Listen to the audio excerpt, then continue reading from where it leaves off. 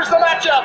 Accelerate on the outside. City of Light toward the rail. City of Light puts away Accelerate with 1/8 of a mile to go. The $9 million third running of the Pegasus World Cup at 1.1 miles for the older horses, going around the Gulfstream Oval, field of 12, $500,000 being ponied up by the owners to enter their horse in this prestigious event. Even in its third year, it has definitely made its identity or created its stamp in terms of being a marquee event, with Snoop Dogg being part of the entertainment at Gulfstream. And going in, along with, of course, the human principles, the primary factors or the primary characters at central casting were, of course, Accelerate, the finalist for Horse of the Year, who lost out the Justified Triple Crown winner, and City of Light, one of the only horse to have defeated Accelerate in 2018 in the 1.125 Oaklawn Handicap, the same distance as the Pegasus. The track came up muddy, it came up off, and City of Light's Pegasus tactics were going to be forwardly placed anyway, and obviously on an off track, it's going to move you up. And whether that was a deciding or determining or the ultimate factor in who won or lost this race, on the far turn, Accelerate made his usual Accelerate move, and this time he got his doors blown off by City of Light, who wins it by 5 3/4 lengths over Seeking the Soul, who beat out Accelerate for the place spot by 1.5 lengths, and Accelerate was 4 3/4 lengths in front of Bravazzo, one of the top 3-year-olds from 2018, making his 4-year-old debut. And after that, of course, it was Audible, third in the Kentucky Derby, the winner of the Florida Derby, over this Gulfstream racetrack. Had run in the Harlan's Holiday, had lost that race on an off surface, didn't run so well, and people were questioning whether he was fast enough. It was apparent he was not of fleet enough foot on this day. He finished 5th. Gunnevera, the local talent, winner of the Fountain of Youth all the way back in 2017, had run very well, winning a couple listed stakes at the Hallandale Oval. Second in the Breeders' Cup Classic to Accelerate, was coming in here with a lot of support. He finished 6th. True Timber, the runner-up in the Cigar Mile, finished 7th. Imperative was 8th. And then you have Tom's de Atat, Something Awesome. Cococan, the 14 for 14 undefeated Mexican Triple Crown winner who had won the Clásico de Caribe at Gulfstream Park, didn't really generate a lot of support. People didn't think that his speed figures merited him being one of the horses that had a legitimate chance to win here, and it certainly was confirmed. He finished 11th. And then Pattern Recognition, a horse a lot of people were talking about off the Cigar Mile, win over True Timber, finished a nondescript and picking up the rear in 12th.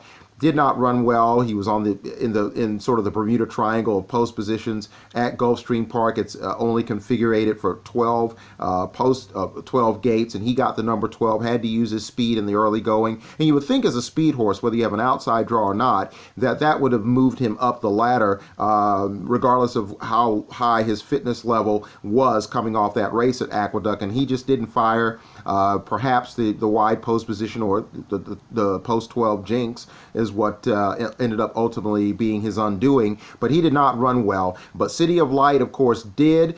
He goes out in a blaze of glory, winning by 5 3/4 lengths over his rival Accelerate. Both horses are going to be, of course, I believe, going to Lane's End Farm. We all know that regardless of where their new homes are, they're not going to race anymore. They have both been retired, and it's a bit of a letdown, given that City of Light seemed to be the heir apparent, and would have had an opportunity to carry that torch the same way Arrogate, at least for a time, did after he knocked California Chrome off in the inaugural running. In 2018, the 2017 Breeders' Cup Classic winner made it 2 for 2 for Classic winners, winning the Pegasus. Arrogate from 2016, winning the first inaugural running in 2017. Gunrunner, the 2017 Classic winner, and ultimately Horse of the Year, winning the 2018 Pegasus over West Coast, whom many thought in that runner-up effort was going to be the next in line to rule the roost or be in charge, be the head of operations in the handicap division.